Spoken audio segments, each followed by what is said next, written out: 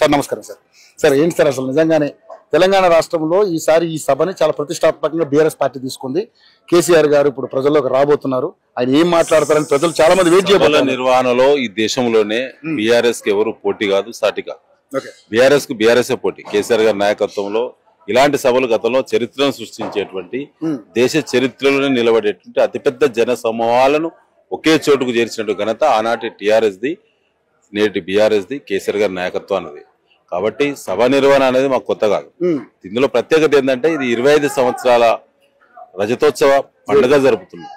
ఈ 25 years కేసీఆర్ గారి నాయకత్వంలో 2001 ఏప్రిల్ 27న ప్రారంభమైనటువంటి ఈ యొక్క ప్రయాణం ఇవాళ 25 సంవత్సరాలకు చేరింది. సో 25 సంవత్సరాలు ఎన్నో ఆటుపోట్లు, ఎన్నో అవమానాలు, ఎన్నో లాఠీ దెబ్బలు, ఎన్నో త్యాగాలు, ఎన్నో జీవితాలు ఇవాళ పనంగా పెట్టి తెలంగాణ రాష్ట్రం సాధించిన తెలంగాణలో ప్రతి ఒక్కరు బాగుపడాలనే లక్ష్యంతో కేసీఆర్ గారు రాష్ట్రాన్ని తీసుకొచ్చిండు.